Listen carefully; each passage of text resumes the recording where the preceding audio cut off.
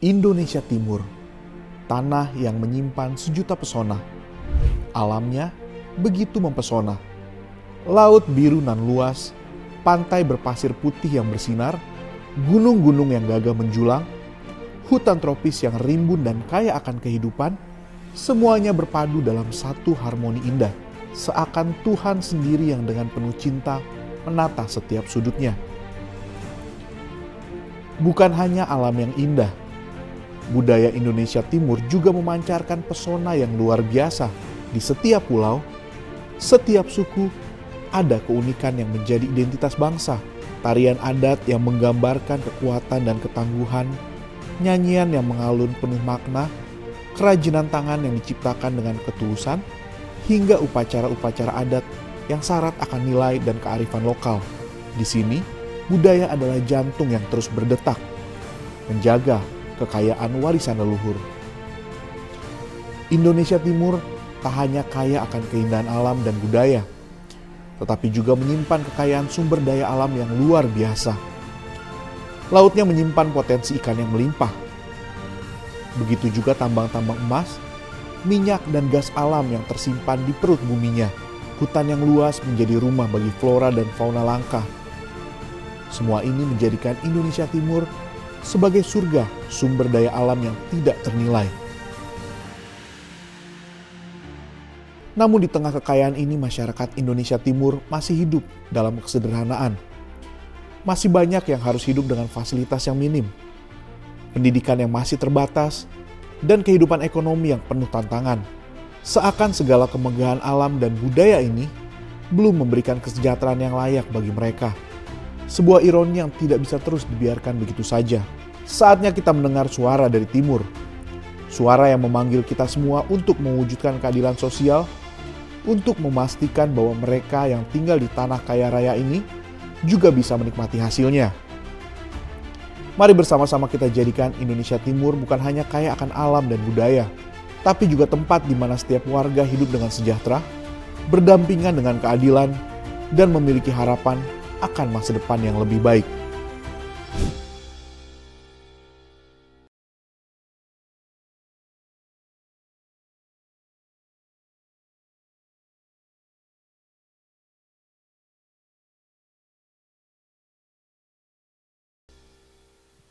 Oke, wah cantik sekali ya Indonesia Timur. Bagaimana nih? Aku tuh kalau ngelihat yang namanya Indonesia Timur, aduh bener-bener tuh merinding setuju tubuh tuh. Karena emang segitu indahnya Indonesia Timur. Dan Dari 1 Agustin. kamu apa sih ke Indonesia Timur? Aduh, cita-citaku kalau nanti beneran ya bisa ke Indonesia Timur atau ke Papua, aku cuma kepingin kulineran nyobain papeda sama kuah kepala ikan. Aduh. Kayaknya ada yang lapar. Itu nikmat ya Pak ya, nikmat ya.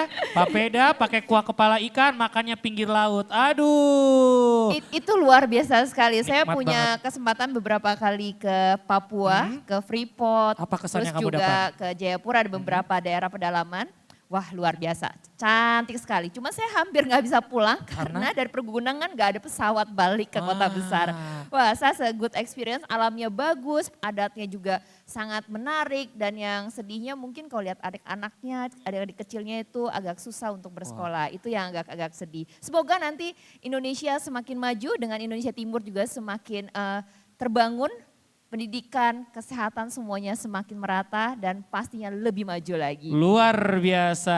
Tepuk tangan boleh dong, tepuk tangan ya. Dan Agustin, Iya, Fala. ada satu quotes yang selalu terngiang-ngiang dalam pikiranku. Apa itu? Datanglah ke Papua, maka engkau akan merasakan jatuh cinta. Oh, oke. Mantap ya. Wah, Jadi nanti kamu bisa bareng-barengan sama Rapi semuanya, kita bisa ke Indonesia Timur. Boleh. Kita bisa ikut Pak Jimmy Untoro, ikut boleh. Pak Beni ya. Boleh ya Pak ya kita ikut ya. Iya, Pak Pak ya Jimmy, kita mau iya. ikut semuanya. Ada Siap. sis Grace Natali di Oh, sini. iya. Ada yang mau ikut katanya. Dan nggak mau Siap. pulang lagi, mau Wah, nggak mau, pindah saya ke mah udah, iya. Papua. Saya Boleh ya Pak ya? Boleh Teman ya, Pak. saya ini. Tapi Saya- kalau MC tolong dipulangin Pak, saya jangan sendirian Pak. Iya, iya, iya. Terus saya bikin KTP Papua gak apa-apa deh. Oke. Jadi Agustin, Iya, kita Valen. tanpa perlu berlama-lama kita Yes. akan melihat perspektif yang berbeda yang akan disampaikan oleh Betul para sekali. pembicara kita hari ini. Ya untuk itu mari kita sambut dan beri tepuk tangan untuk para speaker kita pada siang hari ini, yaitu Bapak Theo Fransus Litai. Boleh naik ke atas panggung. Iya, dan kami undang juga Natalis Tabuni SS MSI. Dan selanjutnya Yohanes Retop. Dan juga Enrico R. Dan kita sambut dengan meriah host kita pada siang hari ini untuk moderatornya Dr. Laus Rumayom untuk bisa memoderatori talk show pada hari ini. Luar biasa. Silakan Bapak, silakan boleh. Iya. Inilah dia, sama-sama kita akan mendengarkan insight yang sangat baik sekali untuk kita semuanya. Please welcome the voice of the East.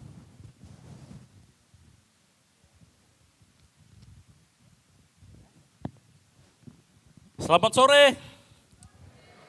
Selamat datang di Indonesia Timur. Mari kita berikan aplaus bagi kita semua.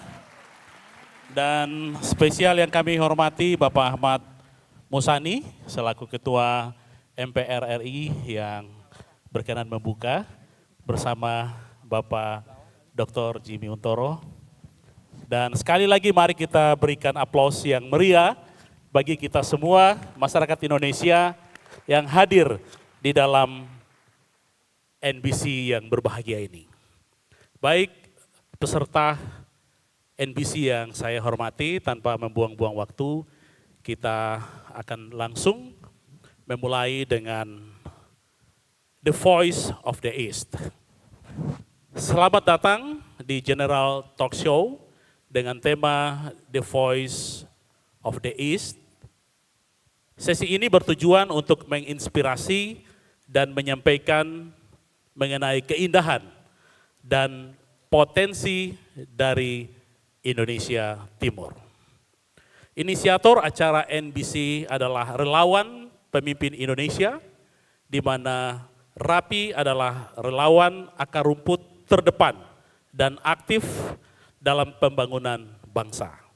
Terbukti dengan penyediaan forum talk show ini sebagai kepedulian terhadap pembangunan bangsa dalam berbagai sektor yang merata, termasuk Indonesia di kawasan timur Indonesia atau yang kita kenal dengan negeri matahari terbit. Mari kita berikan aplaus bagi para pemateri kita yang sudah hadir. Tadi sudah diperkenalkan dan saya menyampaikan selamat datang Bapak sekalian dalam talk show ini. Saya memberikan kesempatan pertama kepada Bapak Yohanes Retop, SOS MM, selaku Wakil Bupati 2022, kemudian Bupati Mimika 2022 sampai 2024, dan diangkat sebagai Bupati 20 Mei 2024, saat ini sebagai calon Bupati Kabupaten Mimika di Provinsi Papua Tengah. Saya memberikan kesempatan untuk menyampaikan pandangan atau suara dari timur, khususnya dari kota Mimika. Amolongo. Ini salam dari Papua, secara khusus dari Mimika. Pak Ketua MPR yang terhormat dan semua kita yang hadir pada kesempatan ini, semua National Builders. Saya mau sedikit menjelaskan terkait dengan potensi dari Kabupaten Mimika. Saya kebetulan di Mimika, dan Mimika ini satu kabupaten yang terletak di Provinsi Papua Tengah saat ini, di pantai selatan, dan lokasinya, luas wilayahnya kurang lebih 21.000 km persegi, terdiri dari hutan, gunung, dan pantai yang indah, dengan potensi alam yang luar biasa. Di situ terletak gunung tertinggi di dunia, salah satu gunung tertinggi di dunia, The Seven Summit, termasuk Gunung Kartens, dan pantai-pantai yang dengan pasir putih yang luar biasa, kemudian dengan hutan mangrove yang sangat banyak, yang kemudian diatur sebagai hutan lindung. Sehingga ada Taman Lawrence juga di situ, sehingga pembangunan Kabupaten Mimika memang banyak sedikit terkendala oleh aturan-aturan yang sudah ditetapkan sebagai aturan hutan-hutan yang lindung.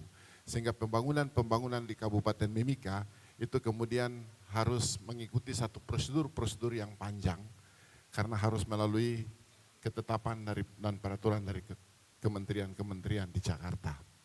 Bapak Ibu sekalian, PT Freeport Indonesia mungkin Bapak Ibu kenal ada di Kabupaten Mimika sebagai perusahaan tambang terbesar di dunia, tambang emas. Kemudian kami juga punya laut yang kita sebut kalau di dalam peta disebut sebagai Laut 758, di mana potensi ikan sangat besar sekali di sana, hasil laut. Dan kemudian yang kita baru kelola hanya 0,025%,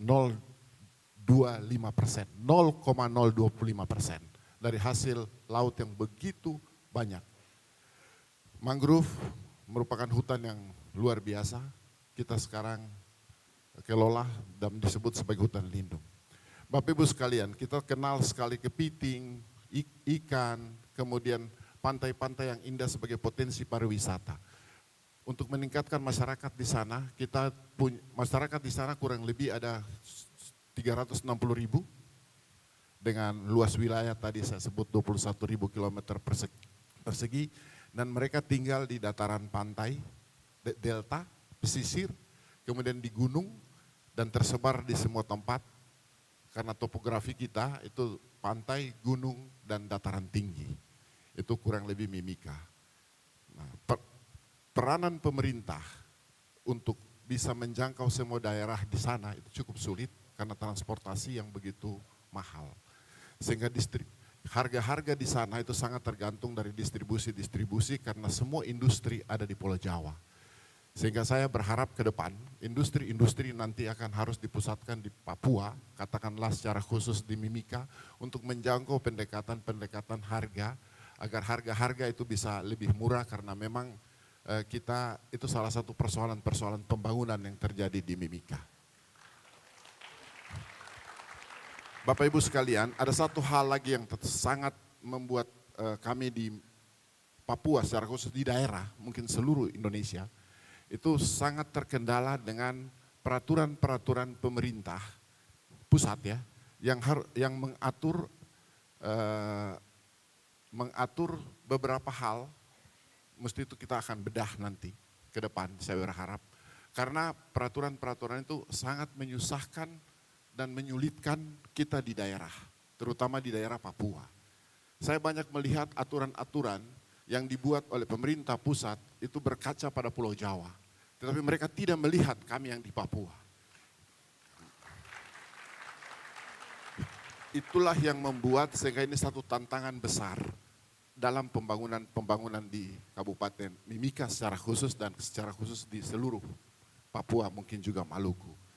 Bapak Ibu sekalian, saya berharap sekali karena peluang potensi perikanan, potensi peternakan, potensi pertanian, potensi pariwisata, ini cukup banyak dan cukup besar ada di Kabupaten Mimika. Tetapi sampai hari ini masyarakat Mimika punya angka kemiskinan cukup tinggi. Padahal kita hidup di, apa ya orang bilang, di lubang, di kandang, apa ya, orang, di lumbung padi guys, tikus mati di lumbung padi lah ceritanya seperti itu. Dan kemudian kita juga mempunyai angka pengangguran yang cukup tinggi di Mimika. Sehingga kalau kita melihat IPM kita menjadi rendah karena persoalan pendidikan, angka harapan hidup kita terkait kesehatan juga tinggi sekali, angka kematiannya dan angka harapan hidupnya cukup rendah. Dan hal-hal ini yang membuat sehingga pemerintah memang harus banyak menginterferensi segala sesuatu yang ada di Mimika. Bagaimana kita pemimpin di Papua itu harus punya inovasi, harus betul-betul kreatif dan harus berani. Bagaimana caranya dan bisa bekerja sama dengan pemerintah pusat dan bisa mengguidance pemerintah pusat ini bagaimana caranya untuk bisa bersama-sama melihat masyarakat Mimika yang susah, masyarakat Papua yang sulit. Ini persoalan kita. Maka kalau ada gerakan-gerakan yang mungkin kalau Bapak Ibu sekalian mendengar ada keributan ataupun ada hal-hal yang mengarah ke ketidaknyamanan. Tapi itu mungkin hanya karena persoalan ketidakpuasan. Tapi Bapak Ibu sekalian, bahwa Papua itu aman. Papua itu damai sebenarnya. Papua itu sangat indah. Sehingga mari kita sama-sama datang melihat Papua. Tadi MC-nya mengatakan sudah beberapa kali datang ke Papua dan bisa datang ke Freeport, ke kampung saya. Dan kemudian bisa melihat di sana bagaimana masyarakatnya begitu ramah, begitu aman. Kita jalan 24 jam tidak ada gangguan apa-apa. Jadi orang selalu, media-media kadang-kadang menyampaikan bahwa di Papua itu kacau, itu tidak pernah, menurut saya tidak benar. Saya kira begitu ya Bapak Ibu sekalian. Terima kasih. Mari kita berikan aplaus yang luar biasa kepada Bapak Johannes Retop ya. Juga Bapak tadi mengungkit ya bahwa ada yang ke Papua terus jatuh cinta ya di Papua. Kalau jatuh cinta nggak boleh pulang dong gitu. Tapi kenyataan pulang juga nih. Oke, sekali lagi kita berikan aplaus yang meriah bagi Bapak John Retop dengan segudang pengalaman dan juga memimpin satu kabupaten yang berada di sana, sebuah perusahaan raksasa dunia yang dikenal dengan PT Freeport Indonesia. Terima kasih. Selanjutnya saya memberikan kesempatan kepada Bapak Natalis Tabuni, SSMSI. Beliau Bupati Intan Jaya 2 periode dan saat ini sebagai calon Gubernur Papua Provinsi Papua Tengah 2024. Halo Bapak Natalis.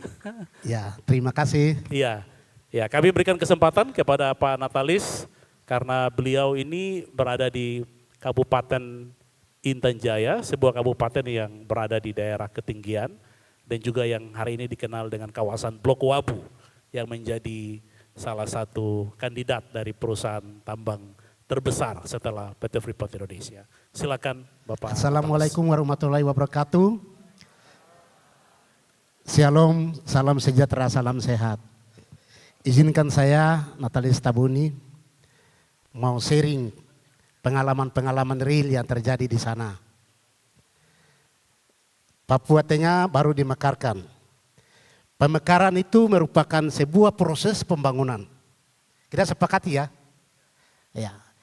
Pemekaran merupakan sebuah proses pembangunan untuk mempercepat rendang kendali pembangunan. Sentuhan pemerintah kepada rakyat. Rakyat masih di gunung-gunung, di lereng, di palungan sungai, di pinggir danau, di tebing, dan juga di pulau dan di dataran rendah. Itulah Papua Tengah. Papua Tengah baru dimekarkan. Barangkali tanggal 27 November adalah pilkada yang pertama. Baik, ya terima kasih atas tepuk tangannya. Seperti tadi ada saudara saya sampaikan tadi bahwa Provinsi Papua Tengah terdiri dari 8 kabupaten. Dari 8 kabupaten itu ada 2 kabupaten di dataran rendah dan itu relatif aksesibilitas dan terbuka karena ada pelabuhan dan bandara. Tetapi dari 8 kabupaten ada 6 kabupaten berada di balik pegunungan.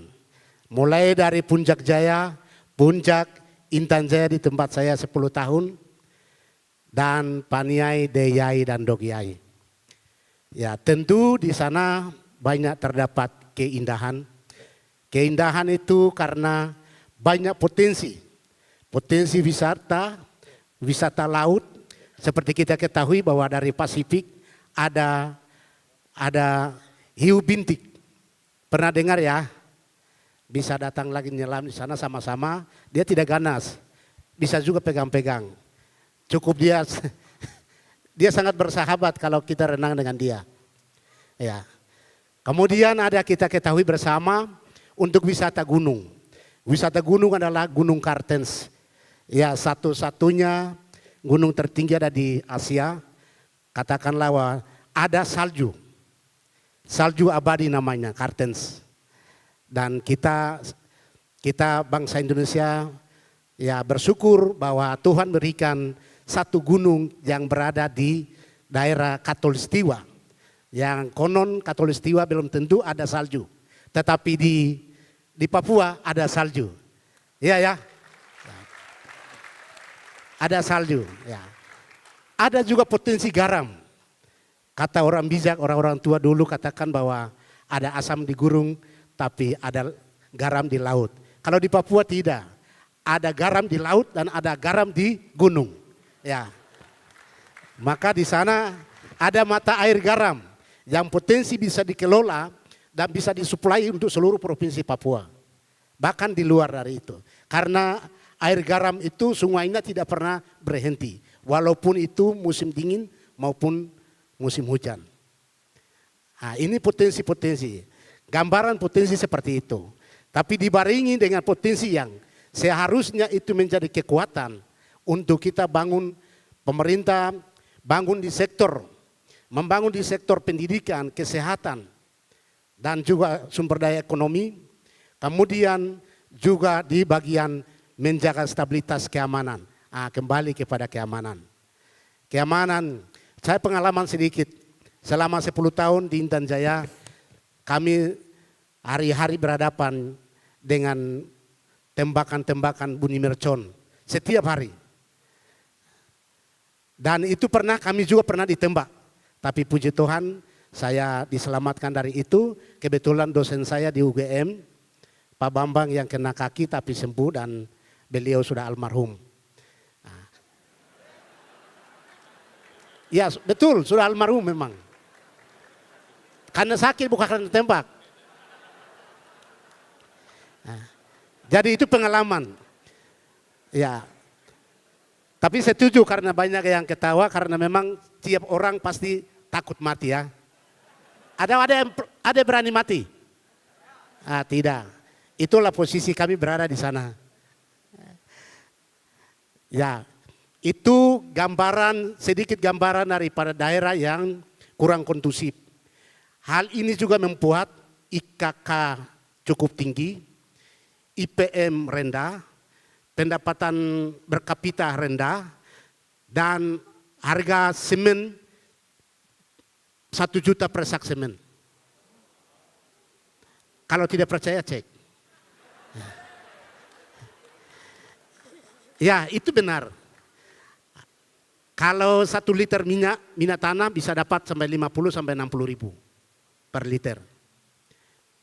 Itu di Intan Jaya dan rata-rata hampir di kabupaten-kabupaten di pegunungan itu sama. Dan ini tantangan. Oleh karena itu memang pemerintah provinsi tentu karena provinsi baru membangun dan meningkatkan. Membangun karena apa? Karena sektor-sektor tertentu belum dimulai pembangunan. Tetapi ada juga yang sudah pernah dibangun oleh pemerintah provinsi, pemerintah pusat, pemerintah 8 kabupaten. Nah, oleh karena itu ditingkatkan. Saya pikir di sektor pendidikan, kesehatan, pemberdayaan ekonomi, menjaga stabilitas keamanan, dan tata kelola pemerintahan yang bersih dan baik dan hindari dari unsur KKN. Ya, saya pikir baik ya. Nanti baru kita lanjutkan lagi. Terima kasih. Mari kita berikan aplaus yang luar biasa kepada Bapak Natalis Tabuni. Selanjutnya saya mengundang Bapak Dr. Insinyur Enrico Matita Puti, MTech. Beliau adalah Kepala Bapeda Kota Ambon 2021 hingga saat ini. Kemudian pengurus Forki dan Pertina, anggota Himpunan Ahli Teknik Hydraulik Indonesia, Kepala Badan Penanggulangan Bencana Daerah Kota Ambon 2014, dan Kepala Dinas PU dan Penataan Ruang 2018 hingga 2021. Selamat sore Bung Enrico. Selamat sore Pak Moderator. Ya, kami persilakan. Ya. Mari kita berikan aplaus untuk Kota Ambon ya. Ya, izinkan saya menggunakan slide ya.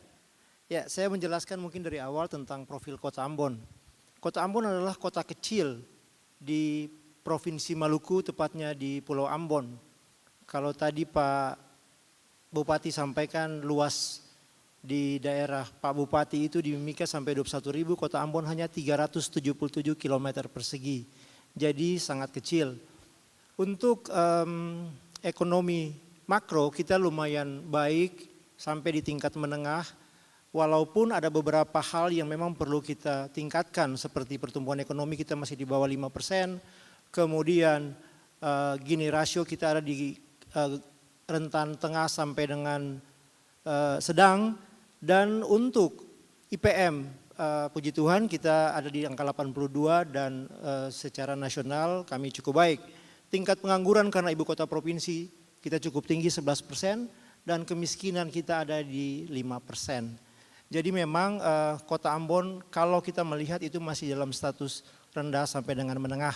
Untuk itu memang kita perlu ada di sini, kita bersuara dari timur. Untuk Kota Ambon sendiri kita punya brand, yaitu Ambon City of Music. Itu adalah, ya terima kasih, kota musik, kota kreatif berbasis musik yang diberikan oleh UNESCO di tahun 2019. Banyak sekali manfaat yang kami dapatkan dari penetapan itu. Antara lain kurikulum musik lokal yang memang sudah diterapkan di seluruh SD dan SMP di Kota Ambon. Jadi wajib untuk siswa SD dan SMP tahu bermain musik dan menyanyi. Kemudian yang kedua, UKM kita juga naik di bidang ekonomi kreatif. Karena memang itu adalah bagian yang UNESCO berikan kepada kami. Tapi satu hal yang sangat miris, setelah 5 tahun kami belum punya infrastruktur terkait dengan Ambon City of Music. Ini akan nanti saya sampaikan dalam program-program prioritas pemerintah Kota Ambon. Tadi disampaikan oleh Pak Jimmy Untoro ada 8 pilar dari RAPI. Dan ternyata 6 proyek strategis di Kota Ambon yang akan saya sampaikan di sore hari ini termasuk dalam 8 pilar itu. Pertama adalah revitalisasi Benteng Victoria. Kami mempunyai Benteng Victoria yang fenomenal. Itu dibuat oleh Portugis di tahun 1500-an, kemudian diambil alih oleh Belanda 1600-an dan sekarang menjadi markas Kodam 16 Patimura. Kami sudah melakukan penjajakan sampai dengan 12 KL, kementerian lembaga di pusat, termasuk dengan DPR RI. Dan secara umum mereka menyetujui terhadap revitalisasi ini. Tapi kembali ke masalah klasik, kami membutuhkan dana besar untuk itu. Ada desain yang sudah kami siapkan. Kemudian yang kedua, tadi saya sampaikan soal branding kita Ambon City of Music. Kami belum punya infrastruktur. Kami bermimpi ada sekolah musik di Ambon. Kami bermimpi ada orang-orang yang keluar dari Ambon ke pusat, ke barat. Kami bermimpi ada museum di sana. Kami bermimpi banyak hal tentang kota musik ini, tapi kami belum punya. Kami sudah sampai dengan pengadaan lahan, sudah sampai dengan desain. Tapi memang untuk pembangunan kami butuh campur tangan, butuh kolaborasi dari pusat maupun investor-investor yang ada saat ini bersama-sama dengan kami. Yang ketiga, sebagai ibu kota provinsi kami tidak punya RSUD. Kami lemah sekali di sumber daya, kami menyekolahkan banyak dokter ahli dan mereka sudah hampir pulang. Kami sudah melakukan kesehatan, kami sudah melakukan pendekatan dengan DPR RI dan mereka mensupport itu. Lahan sudah tersedia, tinggal kita bangun rumah sakit umum daerah kekhususan mata. Kami punya klinik yang sampai dengan hari ini melayani saudara semua dari Papua, dari Maluku Utara, bahkan dari Sulawesi Tenggara. Di Ambon sekarang sudah berkembang semakin pesat dengan jumlah kendaraan yang tinggi mengakibatkan macet yang luar biasa di titik masuk Kota Ambon pada saat jam pagi dan jam sore. Kami telah melakukan pendekatan dengan Kementerian PUPR untuk membuat jalan di sepanjang pesisir. Ini satu solusi yang bisa memecahkan kondisi kemacetan di Kota Ambon. Kami juga belum punya stadion. Kami rencana untuk memiliki stadion. Dan yang terakhir soal pariwisata. Banyak orang di luar bilang bahwa di Ambon itu tidak ada tempat wisata. Yang ada hanya tempat piknik. Datang, berenang, makan dan pulang. Kami mau membuat pariwisata terintegrasi di Kecamatan Nusaniwe. Ada banyak lokasi di sana yang bisa kita buat. Sehingga orang datang ke pagi sunrise mereka lihat sampai dengan sunset baru mereka pulang ke rumah. Barangkali itu demikian dari saya di Kota Ambon. Tapi sebelumnya Pak saya mau memberikan satu pernyataan dulu buat Bapak Ibu semua. Matahari itu terbit dari timur. kami, orang dari timur, orang Papua, orang Maluku, melihat matahari, bangun dan beraktivitas lebih awal dari saudara semua yang ada di barat. Untuk itu kami minta, kami memohon kepada yang terhormat Bapak Presiden Indonesia, Bapak Prabowo Subianto, dan Bapak Wakil Presiden, Bapak Gibran Rakabuming, untuk memulai pembangunan, mengawali semuanya dari timur Indonesia. Terima kasih. Luar biasa. Mari kita berikan tepuk tangan yang meriah.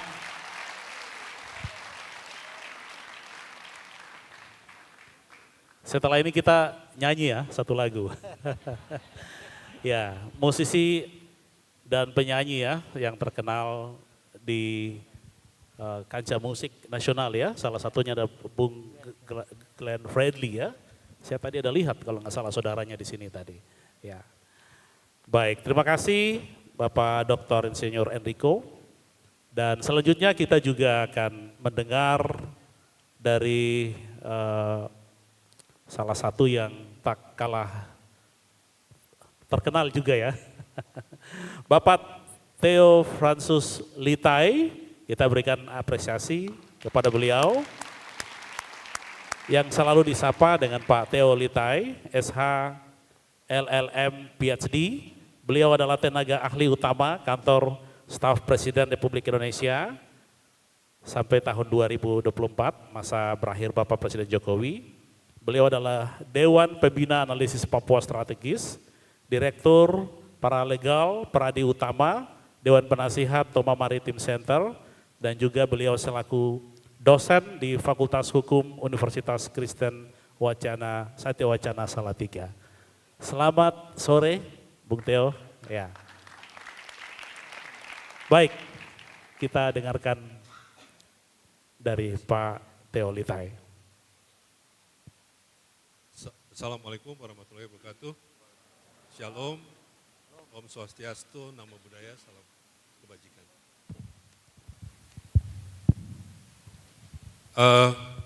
Bapak Ibu sekalian, menarik kita sudah mendengarkan paparan dari para tokoh pemerintah yang ada di Papua dan di Maluku.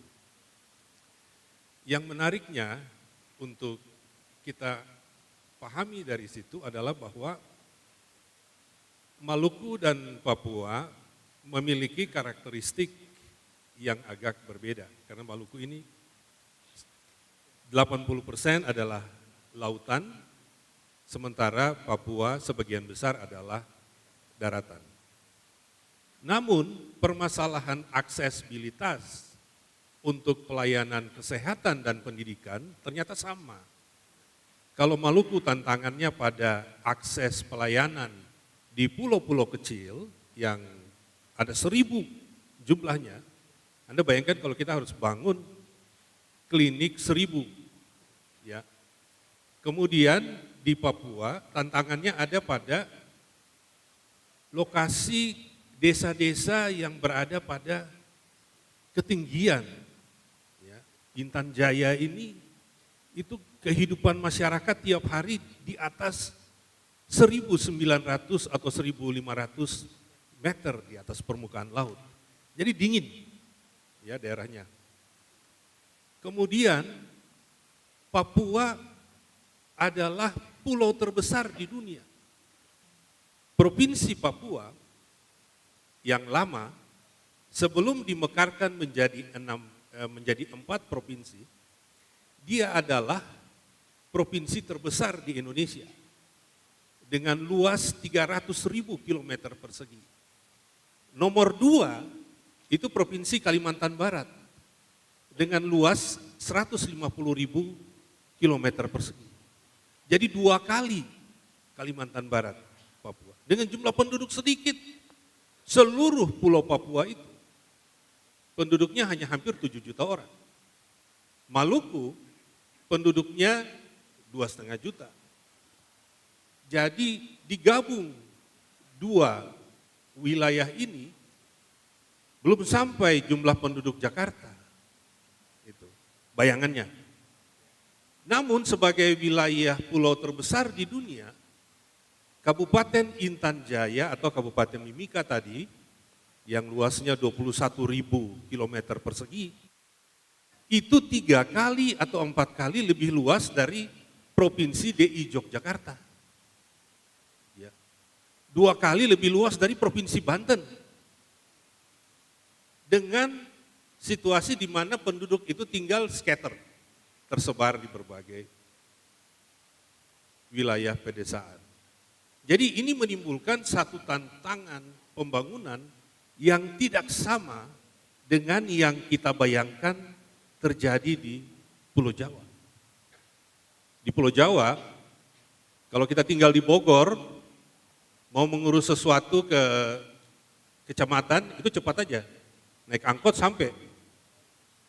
Di Papua, Anda harus melalui perjalanan yang panjang dari kampung itu sampai ke kecamatan. Itu sebabnya pulau ini dimekarkan menjadi 6 provinsi. Agar pusat-pusat pelayanan publik itu lebih dekat kepada masyarakat. Bapak Ibu sekalian, dalam kaitan dengan pertemuan kita pada siang sampai sore hari ini, menurut saya pertanyaannya adalah apa yang bisa kita lakukan untuk mendukung pembangunan di Papua dan Maluku. Pemerintah Presiden Joko Widodo memperkenalkan doktrin atau visi Indonesia sentris, di mana pembangunan berpusat pada wilayah-wilayah pinggiran.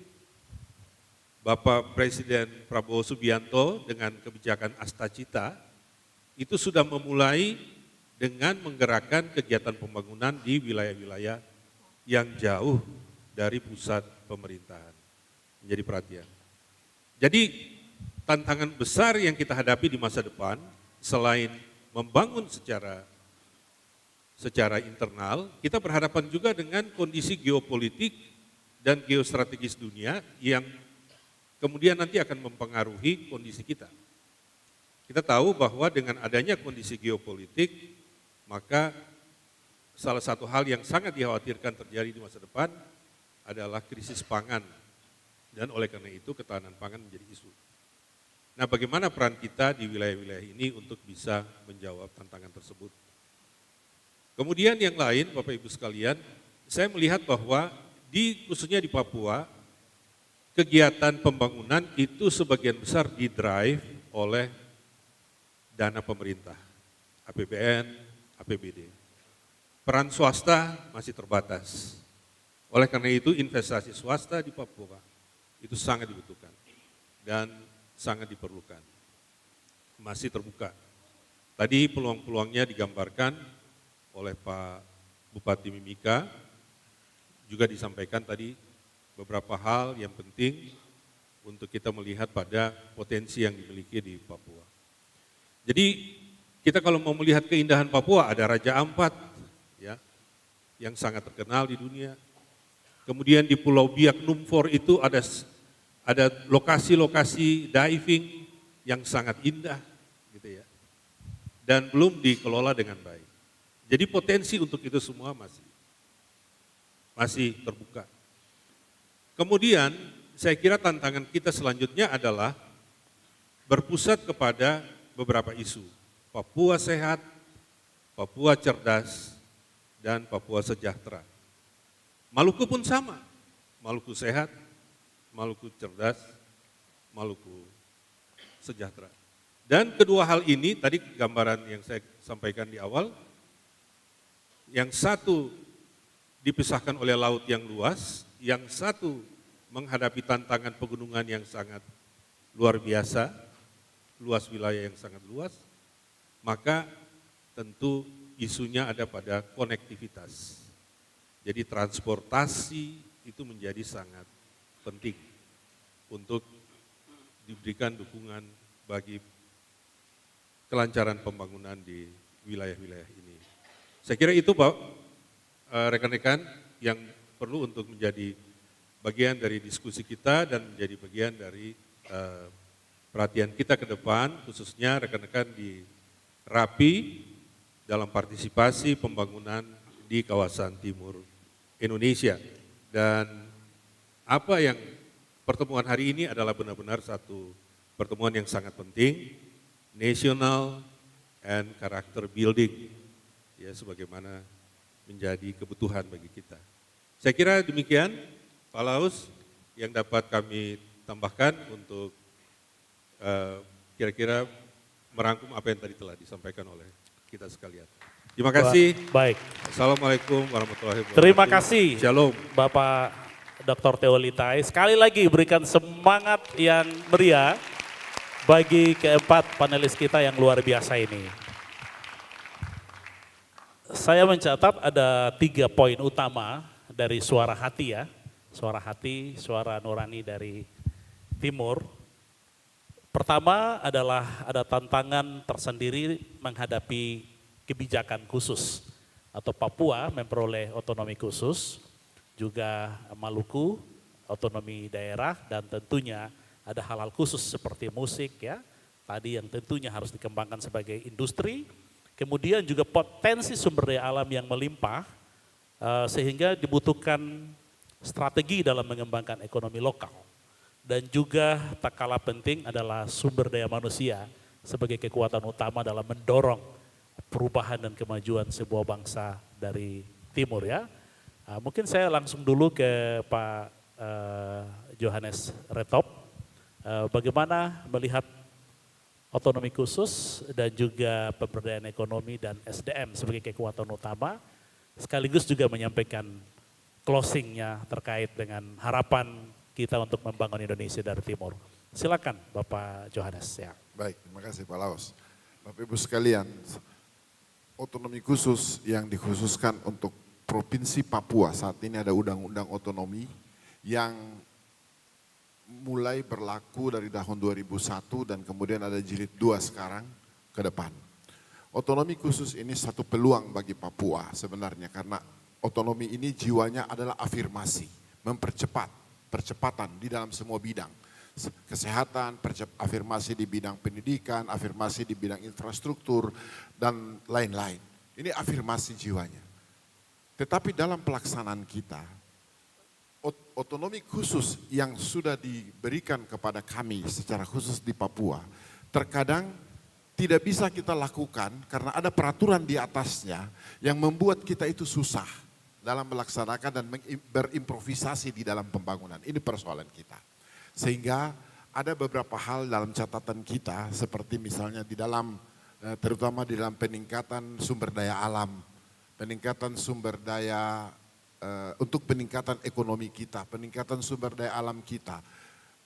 Kita mau kelola sumber daya alam kita misalnya secara maksimal, tetapi peranan daerah kita, itu kita tidak punya peran apa-apa. Karena izinnya semua harus dari pusat.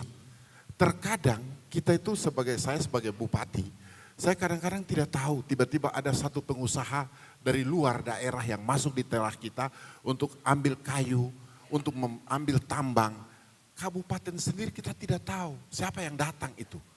Terus apa gunanya kita semua di sana? Ini persoalan kita yang kemudian saya juga berharap pemerintah kita ke depan, ini kita harus betul-betul mengimprovisasi peraturan-peraturan ini secara baik, kita membedah dengan baik agar perlakuannya itu bisa berlaku sampai di daerah, itu persoalan. Persoalan pendidikan Pak Laos, persoalan pendidikan ini pendekatan pendidikan. Kita kalau mau cerdas, seperti tadi dikatakan oleh Pak Theo, bahwa masyarakat kita mau sejahtera, kalau kita itu pasti yang pertama sekali harus kita sehat. Kalau kita sehat, baru kita bisa sekolah, kita cerdas. Sesudah kita cerdas, kita harus punya rasa aman dan damai di dalam melaksanakan pemerintahan, di dalam melaksanakan ekonomi, di dalam kehidupan kita sehari-hari. Kemudian baru kita bisa melakukan segala macam terkait untuk pemberdayaan ekonomi dan peningkatan ekonomi masyarakat. Yang ada di dalam pendidikan, kesehatan dan lain persoalan infrastruktur, metodenya, regulasinya, sumber daya manusianya, segala macam ini penting sekali kita harus tingkatkan. Bagaimana tingkatkan? Ini kami butuh peran serta seluruhnya. Pemerintah tidak bisa bekerja sendiri. Pemerintah harus juga dibantu oleh yang lain-lain. Makanya tadi disampaikan oleh Pak Theo tadi, lebih banyak pembangunan di Papua lebih berharap pada dana-dana pemerintah. Tetapi sektor swasta, sektor privatisasi, ini banyak belum masuk bersentuhan dengan kami. Kami sangat berharap misalnya Pak, untuk industri, kita kembangkan kawasan industri di Papua. Kita pertambangan kita di Papua, di Mimika lagi. Tetapi sesudah peraturannya muncul, kita harus bangun smelter, itu di Jawa, di Gresik, jauh. Tenaga kerja kita jadi tidak bisa buat apa-apa di Papua. Ini persoalan-persoalan kita.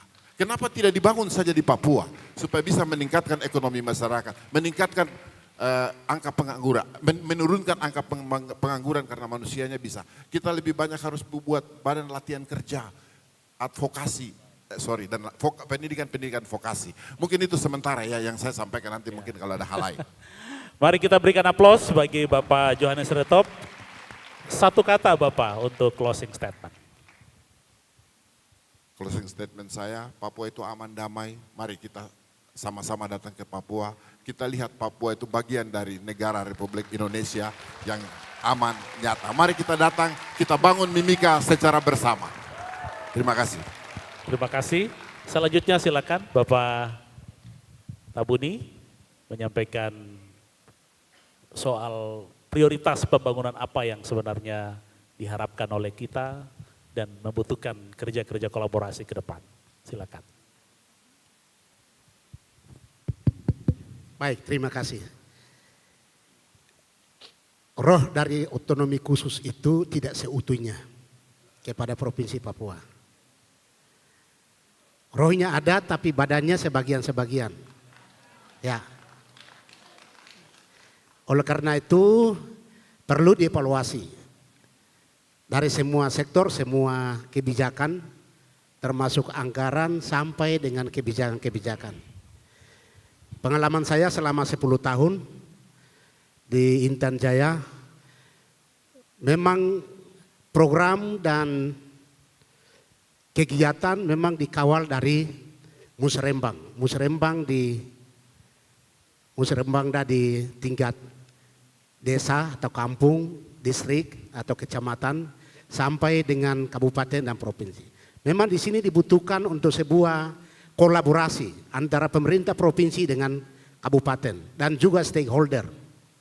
Karena tidak mungkin pemerintah jalan sebagai single power. Perlu dilibatkan sektor-sektor lain, termasuk misalnya di sektor pendidikan dan kesehatan. Di sana sebelum pemerintah RI sebelum ada di sana, ada yang sudah membangun. Seperti gereja. Pendidikan adalah JPPK, JPPGI, JPK, dan juga pesantren-pesantren ada di sana. Oleh karena itu kolaborasi antara posting anggaran dan kegiatan dengan pemerintah, provinsi, kabupaten, dan juga melibatkan secara proaktif untuk sektor lain itu dibutuhkan. Contoh misalnya, kadang-kadang kita mau memberikan hibah kepada yayasan-yayasan, tidak boleh. Kenapa? Katanya itu tidak boleh diberikan kepada yayasan dana otonomi khusus. Itu salah satu. Menjaga stabilitas keamanan daerah. Konflik seperti itu terjadi. Kita tidak bisa leluasa untuk mengatur untuk keuangan negara di daerah untuk bisa kita selesaikan.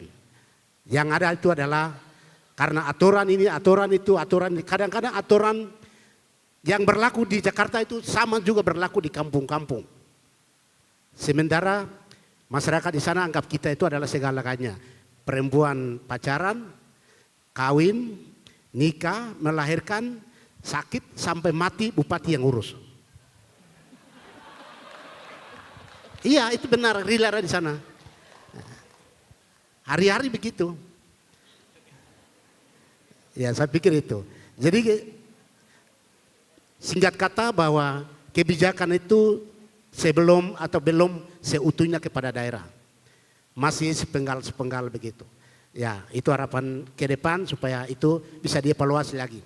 Pemberian otonomi khusus perlu dievaluasi. Terima kasih. Terima kasih. Kita berikan aplaus bagi Bapak Natalis Tabuni. Satu kata Pak, closing statement. Ya, Papua Indonesia. Tanpa Papua bukan Indonesia. Terima kasih. Luar biasa. Dari Papua kita terbang ke kota Ambon, kota musik. Ya, kita akan dengar satu lagu sepertinya ya setelah ini. Pak Enrico, ini upaya untuk membangun infrastruktur, apa yang bisa kita lakukan, kolaborasi bersama, tetapi juga tetap mempertahankan karakter potensi budaya yang sudah ada, menjadi industri, menciptakan iklim ekonomi yang lebih baik. Silakan, Pak. Ya, baik, terima kasih Pak Laus. Seperti tadi saya sampaikan terkait dengan branding Ambon City of Music, kami sudah melakukan banyak hal, tetapi ada infrastruktur yang belum kami buat. Kami tidak memiliki tempat pertunjukan, kami tidak memiliki sekolah musik. Ini kita butuh kolaborasi. Kami menyiapkan semua readiness kriteria yang biasanya diminta oleh pemerintah pusat. Kami berharap bahwa ada kolaborasi setelah ini. Di selain itu, saya mau sampaikan juga bahwa Ambon itu kaya dengan ikan. Ada Teluk Ambon yang sangat kaya dengan ikan. Tapi apa yang terjadi sekarang ini? Nelayan kita masih tetap ada dalam daftar DTKS. Sampai dengan hari ini sebagian besar itu masih melakukan penangkapan ikan secara konvensional. Kami berharap dengan isu bahwa Maluku akan dijadikan lumbung ikan nasional itu menjadi kenyataan bagi seluruh masyarakat Maluku. Luar biasa. Satu kata untuk closing statement. Saya ulangi lagi, seperti matahari dari timur, mari kita mulai membangun dari timur Indonesia. Terima kasih. Terima kasih. Yang terakhir, kami berikan kesempatan kepada Pak Theo Litai.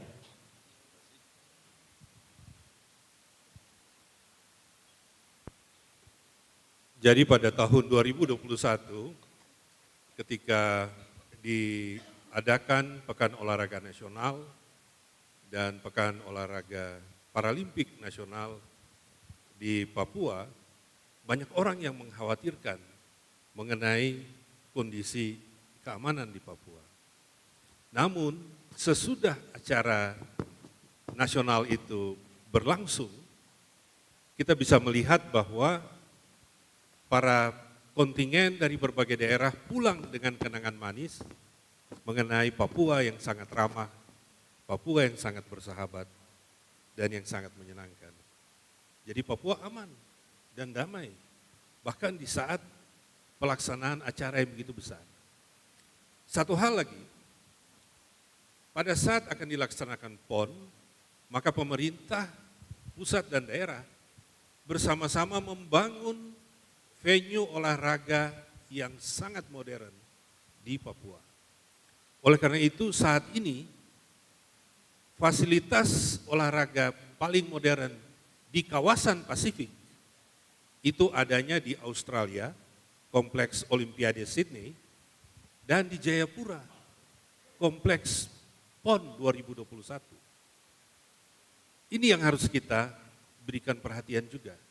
Oleh karena itu Pak Laus, dalam semangat menjadikan Kota Ambon sebagai kota musik, maka kita jadikan Provinsi Papua atau Pulau Papua sebagai pusat olahraga Indonesia. Terima kasih. Sekali lagi kita berikan aplaus yang meriah kepada 4 panelis kita. Satu kata, closing statement. Mari membangun Indonesia dari timur, daerah matahari terbit. Terima kasih. Terima kasih. Dengan demikian maka talk show dengan tema The Voice of the East telah berakhir. Dan sekali lagi atas nama masyarakat Indonesia Timur menyampaikan terima kasih banyak kepada pimpinan RAPI. Kita berikan aplaus kepada pimpinan RAPI. Dan juga kepada seluruh stakeholders yang hadir pada Nation Building Conference pada hari ini. Sekian dan terima kasih. Tuhan memberkati kita sekalian. Tuhan memberkati. Iya, Terima kasih. Tuhan memberkati. Terima kasih Bapak Dr. Laus Rumayom. Ya, kami mohon untuk bisa tetap di panggung. Ada Cindra Mata, tanda kasih yang akan Silakan berdiri. Terima kasih untuk para speaker kita, Theo Francis Litai, Natalis Tabuni SSMSI, Johannes Retop, dan juga Enrico Ahel. Dan kami persilakan untuk berkenan memberikan Cindra Mata untuk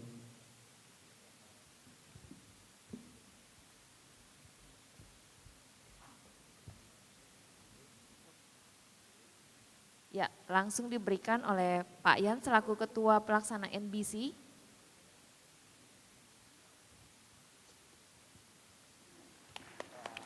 Ya, terima kasih untuk para narasumber, para speaker kita pada siang hari ini di talk show The Voice of the East. Gimana, kamu makin mantep ya? Ke Papua lagi mau ya? Mau Aku ke Ambon. dong. Tapi ngomongin Ya, ya. Ambon, aku tuh sebenarnya papaku tuh asli Ambon. Itu dari desa Oh. Tanimbar. Tapi kamu udah pernah ke sana belum? Aku belum, makanya Sedih nanti deh. banget ya jadi Nggak apa-apa orang- ya Pak, nanti saya mampir kamu, saya mampir ya Pak. Jadi Iya. bisa lihat tanah kelahiran juga ya. Ternyata banyak Iya. potensi Wih, secara bagus. opportunity, beauty, begitu banyak potensi di Indonesia Timur, bukan hanya di Papua, juga di Ambon yang tadi sudah sama-sama kita dengarkan. Dan tentunya bisa menjadi peluang yang sangat luar Iya. biasa bagi kita semua. Ya berfoto Silakan bersama, berfoto bersama, silakan. bersama dengan Pak Yan Peter Ate. Terima kasih, silakan berfoto bersama. Baik. Sekali lagi beri tepuk tangan yang paling meriah untuk The Inilah Voice of dia. the East. Terima kasih, terima kasih. Ya terima kasih Pak Yan bisa kembali ke tempat dan untuk semua speaker dan juga moderator kami ucapkan terima kasih.